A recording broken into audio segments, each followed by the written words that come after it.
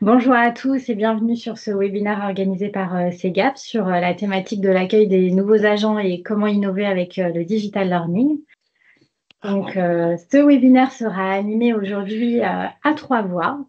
Je me présente, je suis Stéphanie Delétang, je suis directrice du département formation et j'ai le plaisir d'être accompagnée par deux experts de chez CEGAP, Éléonore Lado. Bonjour. Qui est notre Digital Learning Manager et qui pilote la stratégie Digital Learning chez CEGAP. Elle conçoit avec nos experts métiers nos différents modules e-learning. Et Arnaud Marfa. Bonjour. Qui est notre formateur RH spécialisé dans la fonction publique et qui forme maintenant depuis plus de 7 ans les agents, les professionnels des différents services RH de la fonction publique. Bienvenue à tous sur ce webinaire.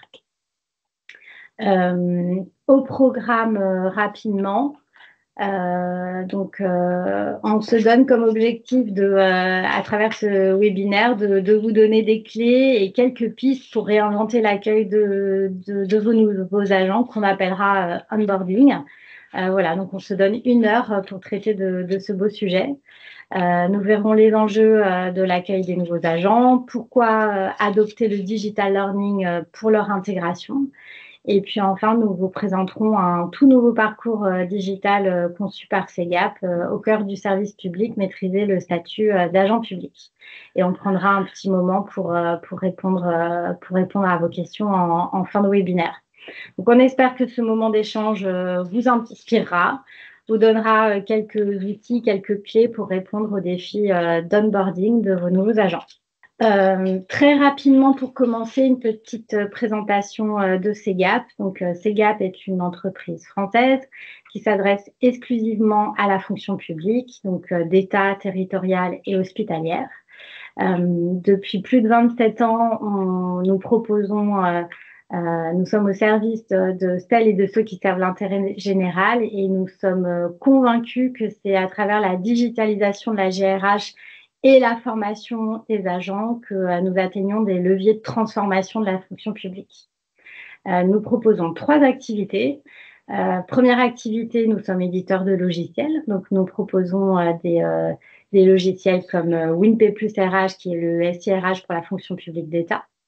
Enfin, le logiciel WinPay Prélic pour les établissements en paye à façon, et enfin le logiciel Indeline, le logiciel de gestion du chômage.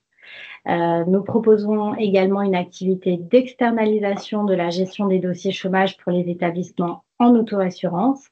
Et enfin, troisième activité, nous sommes organisme de formation dédié à la fonction publique et certifié Calliope. La formation chez CEGAP, très rapidement, nous intervenons auprès des 3 fonctions publiques sur des thématiques en lien avec la gestion des ressources humaines dans son sens large. Donc, nous intervenons sur tous les métiers des ressources humaines, de la gestion des carrières, en passant par les statuts, la paye, les retraites, les relations sociales, le chômage, bien évidemment, et puis toutes les thématiques en lien avec l'égalité et la prévention des discriminations. Donc, on couvre vraiment tout le spectre des métiers RH. Et nous proposons également une offre sur la qualité de vie et les conditions de travail, la prévention des risques professionnels et le management et un petit peu d'efficacité professionnelle. Nous avons un panel de plus de 50 formateurs experts, 110 programmes de formation au catalogue et nous sommes très fiers d'afficher un taux de satisfaction d'excellence de 9 sur 10 sur les 6 derniers mois. Nous sommes certifiés Calliope et nous formons de nombreux agents, fonctionnaires contractuels, notamment sur ces thématiques de qu'est-ce que la fonction publique, quels sont les droits, les obligations, la déontologie des agents. Chez CEGAP, nous adaptons notre offre aux nouveaux besoins et aux nouveaux usages. Et nous développons pour cela des solutions pédagogiques innovantes et adaptées, que ce soit en présentiel ou à distance avec des classes virtuelles, de la visioconférence, des webinaires également. Et nous sommes résolument engagés dans la digitalisation de la formation. Nous nous appuyons pour cela donc sur une expertise, sur notre expertise reconnue de la fonction publique, associé à une cellule digital learning en interne qui est pilotée par Éléonore, notre digital learning manager. Et c'est ce combo, en fait, expert métier et cellule interne digitale qui nous permet aujourd'hui de développer des solutions e-learning et blended learning au plus proche des besoins des établissements et de la fonction publique. Et donc, nous allons vous présenter dans ce webinaire la nouveauté 100% e-learning, être agent public pour les nouveaux agents, qui a été conçu donc par Arnaud, notre expert RH, accompagné par Éléonore, notre Digital Learning Manager. Arnaud qui intervient très régulièrement sur ces thématiques en présentiel et en classe virtuelle et qui a été donc contributeur sur ce nouveau produit Digital Learning, 100% e-learning. Mais avant, Arnaud va revenir un petit peu sur la genèse de ce besoin et sur comment et pourquoi nous avons créé ce parcours. À toi, Arnaud. Merci Stéphanie. Alors bonjour à toutes et à tous. Bienvenue donc à nouveau sur ce webinaire. Donc ici, ça va être un petit peu, si vous voulez, le coin du juriste pour vous présenter les enjeux de l'accueil des nouveaux agents dans la fonction publique. S'il te plaît. Alors, vous savez que le premier enjeu, vous connaissez ça très bien, est d'ordre législatif et réglementaire. Depuis le 1er septembre 2023, suite à une évolution du Code général de la fonction publique, très précisément dans son article L115-7, complété par un décret du 30 août 2023 qui, depuis, comme vous le savez sans doute également, a été versé dans la partie réglementaire du Code général de la fonction publique depuis le 1er février 2025, j'espère que vous me suivez, les employeurs publics, c'est-à-dire aussi bien pour leurs fonctionnaires que pour leurs contractuels, ont une obligation d'information, d'éclairage de l'environnement, en gros, de travail de leurs agents. Donc, voilà, on n'y échappe pas, c'est une première obligation donc, qui s'impose aux employeurs publics. Donc, premier point d'entrée. C'est un premier enjeu, on peut passer à la suite, s'il te plaît. Et deuxième point, qui sont d'autres types d'enjeux, c'est d'abord, si vous voulez, l'acculturation au secteur public. Vous savez que le premier directeur de l'administration, Roger Grégoire, disait que la fonction publique n'est pas un métier comme un autre, c'est un service. Donc, moralité, lorsqu'on accueille des nouveaux agents, qui parfois d'ailleurs viennent du secteur privé pour certains, il y a un petit peu ce phénomène, choc des cultures, des choses qu'on ne connaît pas forcément. Vous savez que la fonction publique a ses codes, son ADN, son système d'exploitation, son mode de fonctionnement. Donc, si vous voulez, il y a des valeurs très spécifiques qui sont attachées au sens du service public, à l'intérêt général, qu'il nous paraît très important effectivement d'inculquer aux agents pour les préparer, j'allais dire, petit à petit aux enjeux des droits et des obligations. Ça, c'est un premier enjeu pour nous. Deuxième enjeu, si vous voulez, c'est un enjeu, on va dire, de fidélisation. Vous savez que, en gros, il y a 3 briques dans voilà, les enjeux du recrutement dans la fonction publique. Déjà, c'est l'attractivité. On en parle très, très souvent. Pas toujours évident, donner envie aux candidats de candidater, et si possible pas uniquement par hasard, dans la fonction publique. Deuxième étape, l'étape d'intégration, qui est un peu le sujet quand même du jour, et puis un petit point quand même sur la fidélisation. Une fois qu'on a mis parfois un certain nombre de mois à recruter les agents, on espère qu'ils ne vont pas traverser la rue trop vite. Donc, il faut les fidéliser. Donc, il nous semble vraiment indispensable, si vous voulez, de les sensibiliser sur, en gros, quel est mon avenir au sein de ma fonction publique, que ce soit pour l'État, la fonction publique territoriale ou la fonction publique hospitalière. Donner, si vous voulez, des, on va dire, perspectives, on espère, valorisantes, alors qui sont sans doute peut-être mieux connues pour les personnes fonctionnaires qui, puisque pour la plupart recrutés par voie de concours, ont été sans doute assez curieuses d'aller voir comment pouvait se présenter l'évolution, la progression de carrière d'un agent fonctionnaire. C'est peut-être un petit peu moins le cas pour les agents contractuels, hein, qui peut-être connaissent moins bien le dispositif de la fonction publique. L'idée étant de se dire, c'est pas parce que je suis contractuel que j'ai pas des perspectives, hein. Peut-être que je pourrais passer de CDD en CDI, ou alors peut-être qu'au bout d'un certain nombre d'années, je pourrais peut-être passer du statut de contractuel à celui de fonctionnaire. Donc, si vous voulez, ça, ce sont des choses sur lesquelles il nous paraît également très important d'insister et de présenter dans ce parcours. Et puis, troisième enjeu, un enjeu un peu plus RH, si vous voulez. Alors, c'est pas vraiment nouveau, mais on se rend compte de plus en plus.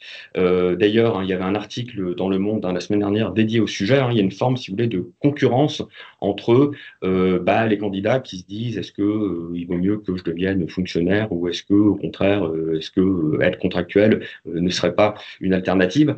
Donc dans la mesure où nous avons finalement des voies d'accès qui deviennent de plus en plus concurrentielles, il nous semble très important, notamment en termes d'attractivité et de bonne intégration des agents, de soigner, hein, cet aspect, et notamment pour vos agents contractuels. Hein, compte tenu, hein, de la place grandissante des possibilités de recrutement d'agents contractuels, hein, par la voie notamment de ce que permet la loi de transformation de la fonction publique, hein, du 6 août 2019, par le fait qu'effectivement on a parfois des métiers en tension sur lequel on ne trouve pas forcément les profils souhaités par la voie du fonctionnariat.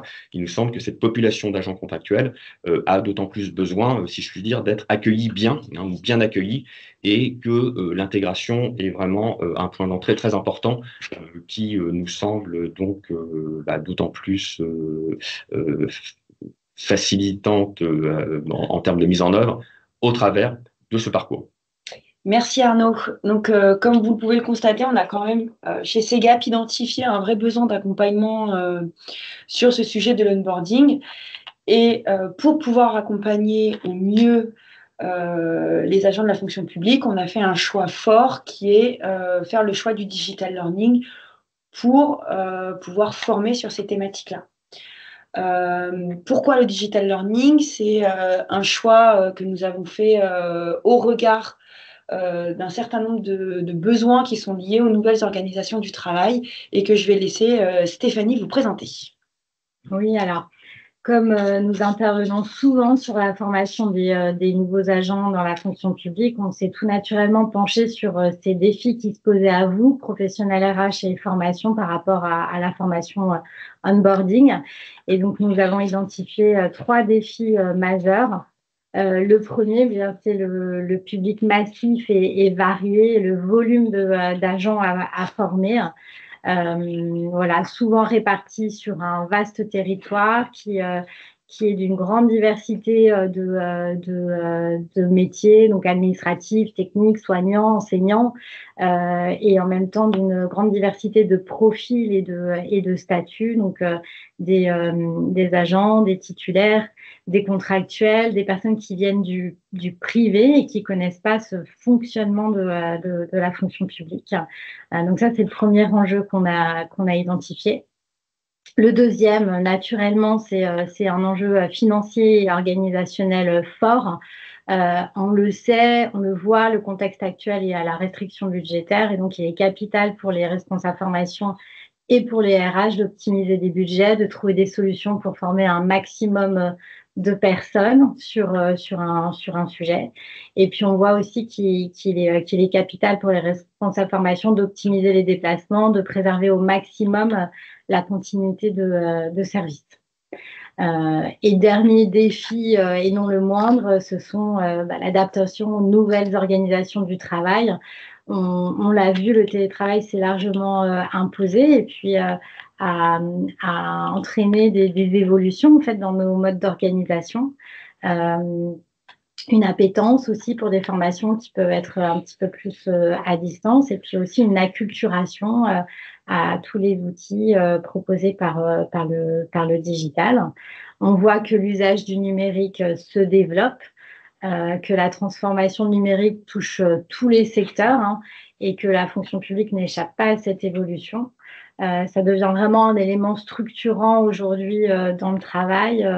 On voit que les agents publics doivent à la fois maîtriser les technologies numériques, non seulement pour accomplir leurs tâches quotidiennes, mais aussi pour interagir avec les citoyens, les usagers, gérer des données de manière sécurisée, s'adapter aux évolutions réglementaires et technologiques. On parle beaucoup d'IA. Donc, tous ces nouveaux usages du numérique amènent aussi la formation à s'adapter, à se transformer et à montrer l'exemple par rapport à l'utilisation de ces nouveaux formats. Donc, on voit que ces différents défis engendrent des nouveaux besoins et nous amènent à proposer des formations plus flexibles, plus accessibles, économiques et adaptées aux nouvelles organisations du travail. Et chez Segap, comme on est conscient de ces enjeux forts pour les services RH et formation, et qu'on est conscient de l'importance de l'accueil des agents publics, nous avons fait ce choix stratégique fort de développer une offre digital learning sur ce sujet notamment. Et donc, je vais laisser Éléonore vous présenter pourquoi et comment Segap s'adapte et s'engage dans le digital learning. Merci. Rapidement, vous présenter un peu qu'est-ce qu'on entend chez Segap par digital learning. Donc nous, on a fait le choix de s'engager dans la voie du digital learning, que ce soit sur l'usage du numérique en formation, présentielle ou distancielle, comme sur l'évolution des modalités pédagogiques digitales. Très rapidement, pour reposer un peu les cadres et le contexte de la digitalisation de la formation aujourd'hui, c'est un concept qui a beaucoup évolué, qui n'est pas nouveau en formation, qui a beaucoup évolué depuis une dizaine d'années. Le digital learning aujourd'hui, c'est donc, dans un premier temps, des modalités d'apprentissage numérique, avec notamment l'émergence et l'utilisation, le recours à des parcours d'apprentissage tout en ligne qui accueillent des modules e-learning, des vidéos, des documents en ligne. On voit aujourd'hui que les universités, notamment, développent beaucoup ces parcours-là, notamment ce qu'on appelle les MOOC. Donc, c'est un format qui s'est aujourd'hui démocratisé dans l'environnement de la formation. Donc, vraiment, la formation en ligne. Le deuxième format sur lequel on s'engage, c'est l'évolution de nos formats tout présentiels vers des formats plus blended, plus mixtes, plus hybrides. C'est des notions qu'on entend de plus en plus aujourd'hui, avec des mélanges de modalités, avec ce qu'on va appeler par exemple le présentiel enrichi, c'est-à-dire l'utilisation d'outils numériques ou du smartphone en présentiel, mais en distanciel synchrone également, l'utilisation des classes virtuelles ou encore des parcours hybrides où on va mélanger de la classe virtuelle avec du présentiel en stage et du parcours d'apprentissage en ligne. Enfin, sur les perspectives digital learning plus techniques, on voit beaucoup l'évolution arriver, l'utilisation des applications mobiles, ce qu'on appelle le mobile learning, qui est de plus en plus utilisé aujourd'hui. Nous, aujourd'hui, on se l'approprie de façon surtout à réfléchir à des formats de formation qui soient accessibles sur différents outils, donc des formations qui soient visualisées à la fois sur PC, comme sur tablette, comme sur téléphone. Et on voit aussi également le recours de plus en plus courant aujourd'hui aux nouvelles technologies, notamment l'IA, qui est beaucoup mentionnée, mais aussi à des technologies comme la réalité augmentée, la réalité virtuelle, ou encore le grand gagnant aussi du digital learning, qui est le serious game, donc l'utilisation des jeux numériques pour apprendre. Donc voilà ce dans quoi aujourd'hui, ce que nous appelons aujourd'hui le digital learning dans la formation. Les avantages de digitaliser la formation, ils sont autant pour les établissements publics que pour les apprenants. Du point de vue de l'établissement public, digitaliser la formation, c'est proposer une expérience de formation plus riche, plus optimisée, plus efficace, plus adaptée aux contraintes de l'environnement de travail. Mais c'est aussi un moyen de déployer de la formation au plus grand nombre et de permettre d'optimiser des plannings de formation et d'être plus flexible sur les agendas et de permettre aux apprenants d'avoir un meilleur équilibre entre leur temps de travail et leur temps de formation. On estime aussi, et on le voit dans la réalité, que c'est aussi une façon de maîtriser son budget de formation et d'améliorer le suivi en temps réel, de savoir, parce qu'on a la possibilité de savoir comment les gens se sont connectés, où ils en sont dans leur parcours de formation, etc. Donc on a quand même la possibilité aujourd'hui avec les outils numériques de faciliter le pilotage de la formation de façon générale. Côté apprenant, on retrouve les mêmes arguments, c'est-à-dire qu'on a des formations qui sont plus flexibles, on peut se former où on veut, quand on veut, comme on le veut, de façon plus granularisée, de façon un peu plus snack. C'est-à-dire que là, j'ai un peu de temps dans mon agenda, j'ai 1 heure devant moi sur lequel je peux optimiser mon apprentissage. On a plus d'autonomie, on favorise l'autonomie également des apprenants qui peuvent vraiment réguler leur temps d'apprentissage, réguler leur équilibre au quotidien entre leurs tâches de travail et leurs tâches d'apprentissage et avoir une vraie montée en compétences au rythme des apprenants. Donc c'est sur ce terreau que Cegap aujourd'hui développe le digital learning sur 3 facettes. Tout d'abord, on développe de façon très privilégiée ce qu'on va appeler les blended learning. Donc, des formations, on va vous proposer en amont du e-learning, puis du présentiel, puis la possibilité de s'entraîner sur des modules e-learning. On va également développer une offre 100% e-learning, c'est-à-dire tout en autonomie. C'est le parcours qu'on a l'intention de vous présenter aujourd'hui. Et on développe également, et c'est un vrai engagement pour nous parce qu'on s'est rendu compte qu'il y a un vrai besoin, notamment lié à la spécificité de la fonction publique, qui est le développement de parcours sur mesure ou de modules e-learning sur mesure ou de formation blended learning sur mesure pour vraiment répondre aux spécificités de la fonction publique et des agents. Ceci nous amène donc à vous présenter le parcours être agent public au cœur de la fonction, au cœur du service public. Donc c'est un parcours qu'on a voulu 100% e-learning, donc tout en autonomie. Et pour vous le présenter, dans un premier temps, je vais vous proposer de visionner une vidéo qui va vous présenter les grandes spécificités de ce parcours.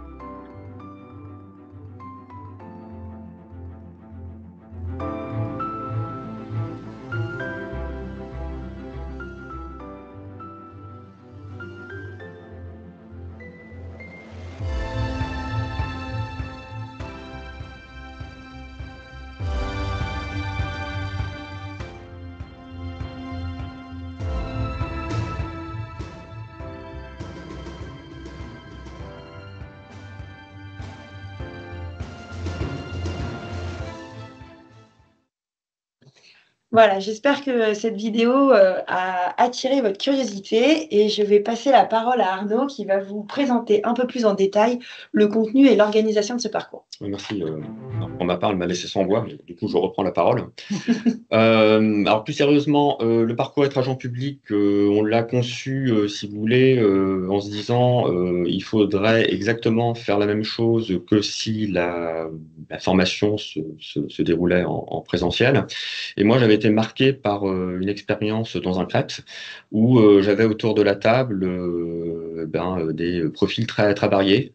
D'un côté, un agent d'entretien, de l'autre côté de la table, une responsable de la formation, donc vraiment des différences de profils assez marquées.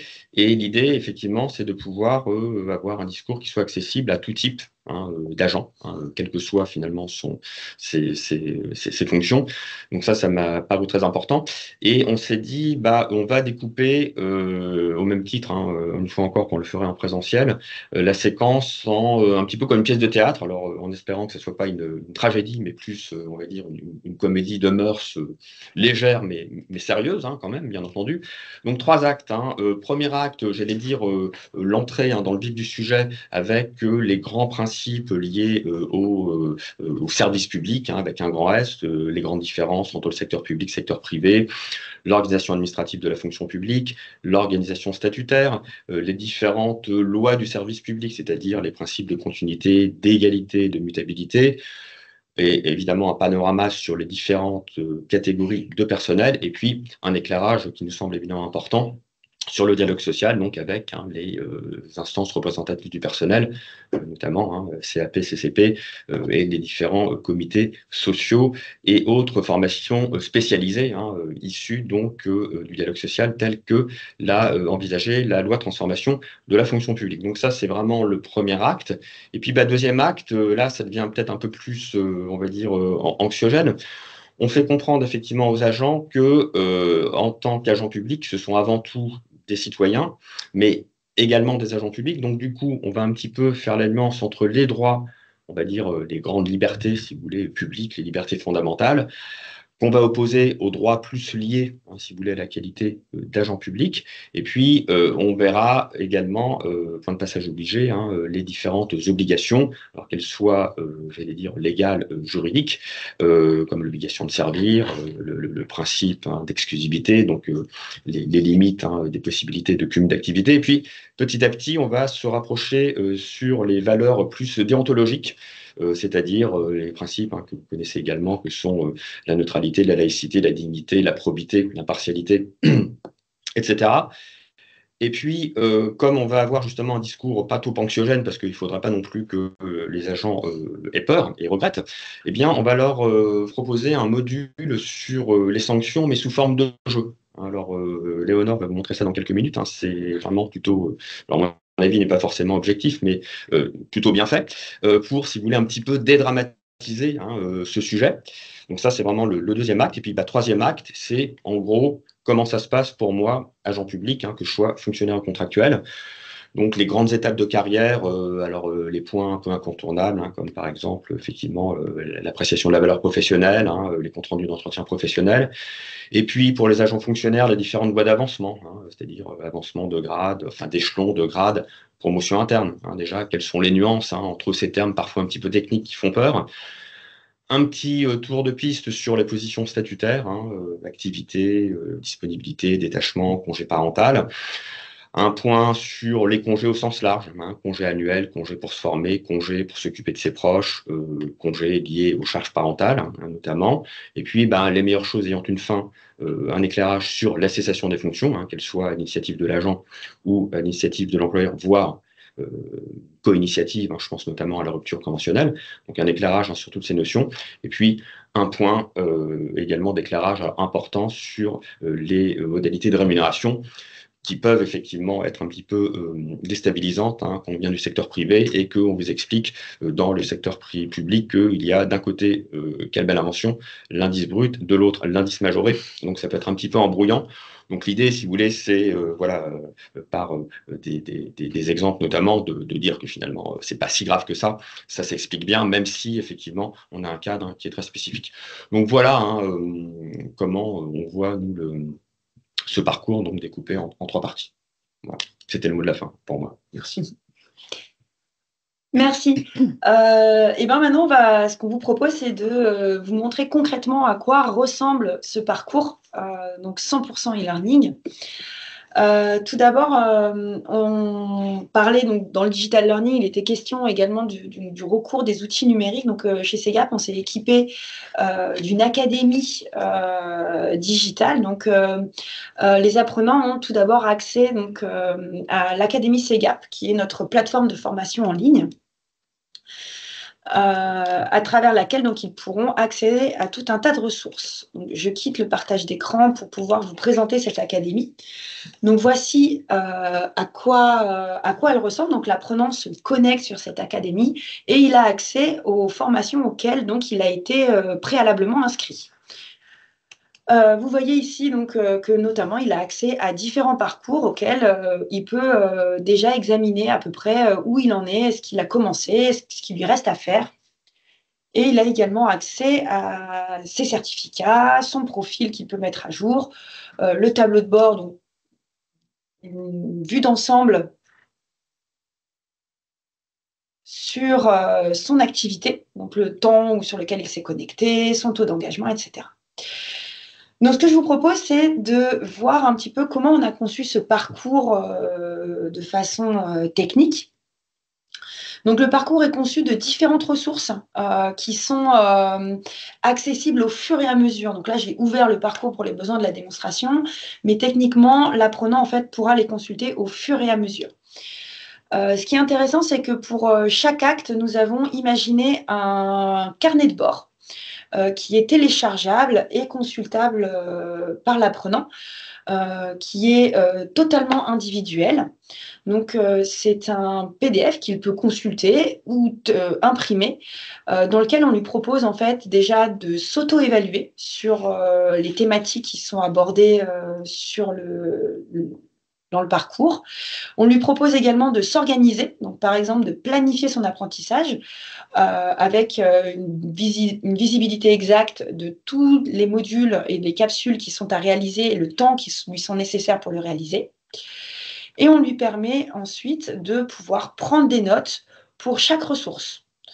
Donc vraiment, l'idée, c'est d'avoir un outil de suivi. On lui propose également des activités de mémorisation des grands concepts et des thématiques clés. Donc, il y a un carnet de bord pour chaque acte. Nous avons également conçu ce parcours de façon à ce que les ressources soient accessibles de façon vraiment granulaire, c'est-à-dire que vous voyez, c'est des ressources qui vont durer à peu près 15 minutes, donc il va pouvoir les picorer. Donc c'est ce qu'on va appeler le micro-learning. Donc par exemple, des ressources qu'on a appelées les focus, donc des ressources qui vont apporter des connaissances, apporter des thématiques, des définitions.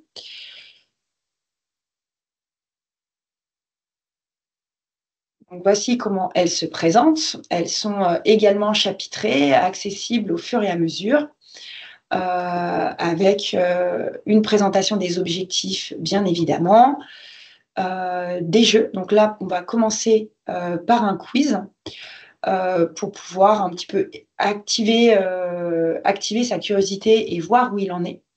Et suite à ce quiz, il va pouvoir accéder donc à des définitions, à des concepts qui lui sont expliqués de façon engageante et intuitive. Il va pouvoir accéder également à des vidéos ou des infographies. Voilà, par exemple, voici une infographie qui va lui présenter une infographie donc interactive qui va présenter les différentes définitions et il va pouvoir également accéder à des vidéos pour pouvoir aller plus loin sur des thématiques sur lesquelles il souhaite sur lesquels il a besoin d'accéder. Donc, tous nos modules sont conçus sur ce modèle-là, de façon à vraiment engager la curiosité, rendre l'apprenant actif. On le questionne, on attire son attention, on motive sa progression avec des ressources différentes. Je vous propose également de voir un peu comment on a conçu un petit peu la pépite de ce parcours qui est le jeu de la déontologie.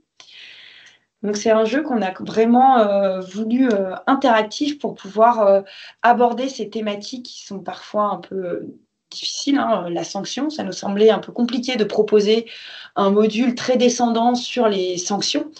Donc, on a vraiment voulu engager l'apprenant en lui proposant une modalité ludique. Donc là, la vidéo va lui présenter les règles du jeu. Je vais la lancer pour que vous puissiez...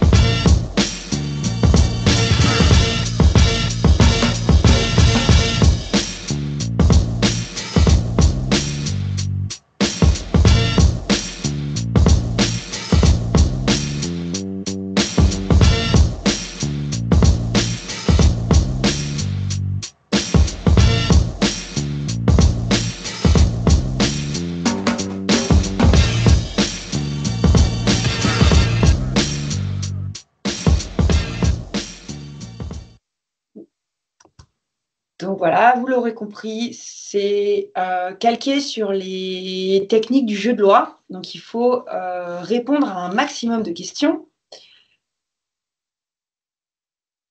et cumuler le plus de points possible pour pouvoir obtenir le score le plus parfait possible et donc obtenir le plus 3 étoiles au mieux. Très rapidement, vous lancez le dé, vous accédez à la première question et vous pouvez choisir votre réponse. Donc, si je valide ma réponse, je vois non, j'ai une mauvaise réponse et c'est là où c'est intéressant et où ce jeu ne se veut pas que ludique mais apprenant, c'est-à-dire que quelle que soit sa réponse, bonne ou mauvaise, il aura un feedback qui va lui permettre d'enrichir ses connaissances. Donc c'est vraiment l'objectif du jeu, hein, c'est d'avoir non seulement donc de valider les connaissances qu'il aurait déjà, mais également de les enrichir. Je ne vais pas aller au bout du jeu parce que je ne vais pas vous spoiler. Et à la fin de chaque acte, l'apprenant va pouvoir télécharger des fiches mémo qu'il pourra conserver sur son ordinateur, qu'il pourra imprimer.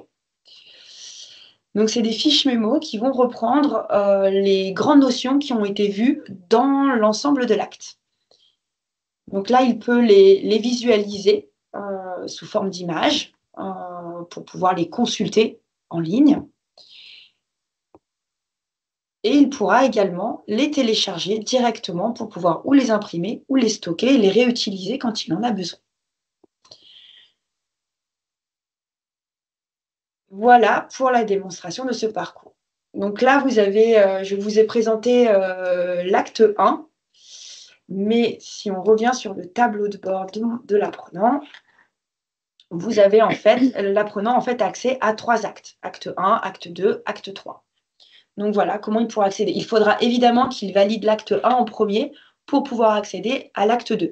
Chaque acte est validé par un quiz de validation finale auquel il doit obtenir 80% de bonnes réponses pour pouvoir accéder et débloquer l'acte 2. Et l'apprenant a 2 mois, on lui donne accès pendant 2 mois à ces ressources-là pour qu'il puisse organiser son apprentissage et évoluer à son rythme. Merci beaucoup, Éléonore, pour cette démo. N'hésitez pas à poser vos questions via l'onglet commentaires. On va commencer par la première question qu'on a reçue en cours de webinaire, qui était: est-ce que l'employeur a accès aux statistiques de l'agent? Oui, c'est possible. Alors, dans la façon de déployer cette formation, nous, on met en place en fait un suivi, un pilotage de projet, un accompagnement du projet. Donc, on ne vous laisse pas seul face à ce pilotage et on vous accompagne avec des points réguliers qui vont nous permettre de faire le point justement sur l'avancée des parcours et sur l'avancement de chaque personne. Donc on a la capacité d'avoir des rapports détaillés individuels, où ils en sont, combien ils ont obtenu de scores au quiz de validation et le nombre de ressources auxquelles ils ont accédé. Et ces rapports, on vous les envoie, pas quotidiennement, mais on se met en amont. Il y a une réunion qui est organisée en amont du projet, en fonction de votre besoin. Est-ce que vous voulez des rapports par mois, par semestre, en fonction de la durée du projet sur laquelle vous voulez travailler? J'espère que ça aura répondu à la question d'Edwige, qui pose la question, est-ce que c'est un rapport par mail? Alors, on a les deux. Donc, on vous propose de vous envoyer un rapport par mail, donc un rapport sous forme de PDF dans lequel on vous présente toutes les statistiques. Et également, on vous propose d'organiser une visio, un point en live avec vous pour échanger sur ces statistiques et éventuellement voir avec vous quels sont les leviers pour pouvoir engager plus, communiquer avec vos participants, avec vos agents, et les accompagner au mieux. Merci. On a une question sur est-ce que l'agent peut revenir aux questions incorrectes autant de fois s'il n'a pas atteint les 90%? Oui. Super question, parce qu'on l'a souvent. Oui, tout à fait. Oui, oui. Le quiz est débloqué de façon à ce que il ne soit pas bloqué, que ce ne soit pas bloquant. L'idée, c'est que les personnes apprennent, que les personnes puissent progresser dans le parcours. On a vraiment voulu, parce qu'on le sait tous, sur le grand enjeu sur les formations comme ça, e-learning, c'est l'engagement et la responsabilisation des personnes. Donc, nous, notre objectif, c'est que les personnes aillent au bout du parcours et qu'elles consomment un maximum de ressources. Donc, le quiz, ce qui va permettre, c'est vraiment le passage de vraiment acter que la personne a une quantité de connaissances suffisante pour pouvoir rentrer dans les critères quand même d'évaluation Calliope et de qualité de la formation. Mais le quiz peut être refait autant de fois qu'il veut pour pouvoir accéder à ce 80% de bonnes réponses. On a une question sur proposez-vous ce parcours distinct selon la fonction publique ou est-ce commun aux trois versants? Donc, je vais y répondre dans un premier temps et je laisserai mes collègues compléter. On a vraiment conçu ce parcours pour qu'il corresponde en fait aux besoins des trois fonctions publiques d'État, territoriale et hospitalière, parce qu'être agent public, c'est universel en fait dans les trois fonctions publiques, ainsi que les droits et obligations. Donc, on l'a vraiment conçu comme ça. Et Arnaud, qui intervient beaucoup auprès des trois fonctions publiques, aussi a pu adapter ce parcours en fonction aussi de ce qu'il voyait sur le terrain quand il anime la formation sur le sujet. Donc ça, c'est le premier point. Et le deuxième point, c'est que bien sûr, on peut l'adapter si vous avez besoin de faire des focus spécifiques en fonction de votre fonction publique ou même en fonction d'une typologie d'établissement très spécifique. Je pense par exemple à l'enseignement supérieur ou à d'autres typologies d'établissements. Et dans ce cas-là, en fait, on prend le module qui existe, on va dire, sur étagère, qui existe trois fonctions publiques, et on vient la travailler en mode CEGAP Agency, où en fait Éléonore va travailler, et ses équipes vont travailler avec l'établissement pour voir quels sont les focus à faire en particulier. Et donc on peut développer des capsules complémentaires avec des focus. On peut même aller jusqu'à la parole du directeur d'établissement ou de la DRH ou du DRH s'il les tient et si c'est important. Voilà, on peut vraiment compléter ce parcours qui a été conçu pour correspondre aux trois fonctions publiques.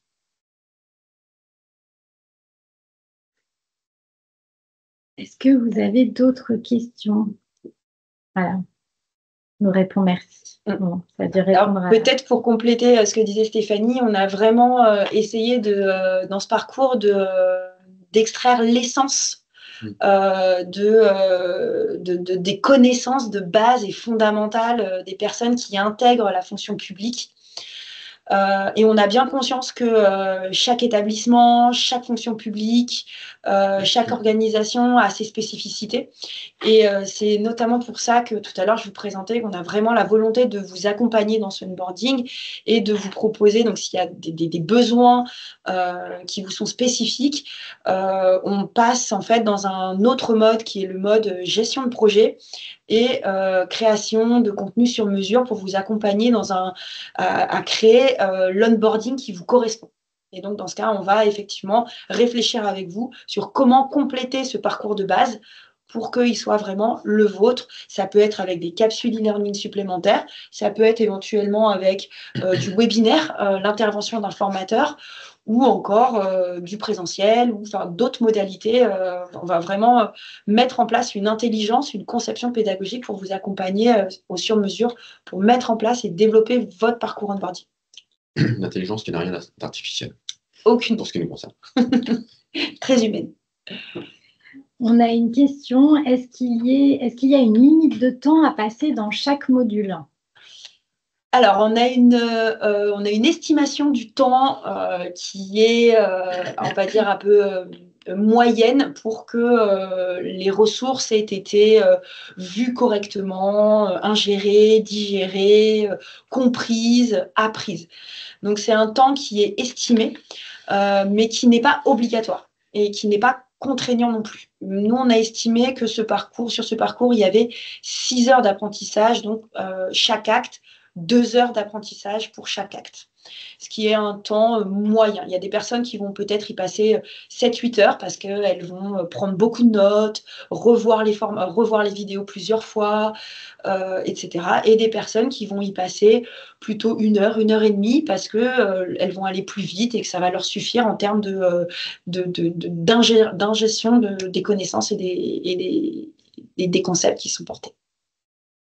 Mais ce n'est en aucunement contraignant.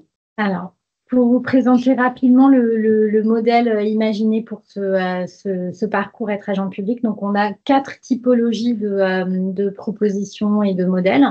Le premier modèle, c'est pour un petit besoin sur quelques agents qui seraient arrivés en cours d'année. Et donc, dans ce cas-là, on peut proposer un modèle, entre guillemets, à la carte, qui ressemble plus à de l'inter finalement, avec un achat de 1 à 5 licences sur notre LMS, mais le LMS de CEGAP, avec un prix par apprenant qui correspond à un tarif d'inter.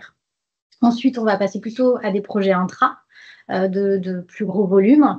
Donc là, on propose des modèles sous licence où, en fait, à partir de 10 licences, toujours sur notre LMS, on va proposer des forfaits par tranche d'apprenants. Donc, c'est dégressif en fonction du nombre, c'est dégressif par apprenant en fonction du volume que vous prenez. Ça, c'est toujours sur notre LMS. Donc, c'est vraiment CEGAP qui gère l'envoi, les convocations, toute la gestion et l'administration de la plateforme. Ça, c'est la première partie sur notre LMS. Et ensuite, vous avez le modèle où vous achetez en fait une licence d'utilisation permanente. Donc, vous prenez les modules sous format SCORM, vous les achetez et vous les mettez sur votre LMS. Donc, ça, il faut que vous ayez un LMS dans ce cas-là. Et dans ce cas-là, en fait, on vous accompagne sur le déploiement du projet, comment bien implémenter les différents modules SCORM qui vous seront livrés. Et donc là, vous avez l'acquisition d'une licence d'utilisation illimitée pour l'ensemble de vos agents sur une durée illimitée. Sachant qu'on s'engage pendant 2 ans à maintenir les actualités si nécessaire et qu'après vous avez la possibilité d'ouvrir une maintenance en fait en cas d'actualisation au-delà de ces 2 ans. Et le dernier modèle, toujours sur votre LMS si vous en avez un, c'est le format sur mesure où là on passe vraiment en mode CEGAP Agency, c'est-à-dire qu'on va identifier vos besoins particuliers, spécifiques en fonction du module standard qu'on vous aura présenté. Et donc, avec nos équipes Digital Learning, on va co-construire en fait des modules complémentaires, des capsules qui viendront prendre en compte vos spécificités. Je peux peut-être vous présenter un peu comment se passe concrètement le déploiement d'un projet. Donc l'idée, c'est que on vous accompagne vraiment tout au long du projet. Donc, suite à la contractualisation, on va prendre le temps avec vous d'évoquer votre besoin lors d'une réunion kick-off. Donc, on va se réunir, essayer vraiment de bien comprendre à combien de personnes vous vous adressez, quels sont les délais de mise en œuvre, comment est-ce qu'on va s'organiser en termes de reporting, en termes de quels sont vos besoins justement pour piloter la formation. Une fois qu'on aura contractualisé tout ça avec vous, de savoir quelles sont les personnes qu'on doit impliquer dans le processus d'inscription, le processus d'évaluation, etc., on va formaliser de notre côté l'aspect logistique et administratif, c'est-à-dire qu'on va récupérer les personnes, le nom, les personnes, de toutes les personnes qui doivent être inscrites pour pouvoir leur créer des codes d'accès, leur ouvrir des accès à la formation. On se sera mis au préalable, par exemple, sur des éléments comme, par exemple, est-ce que vous voulez travailler par cohorte?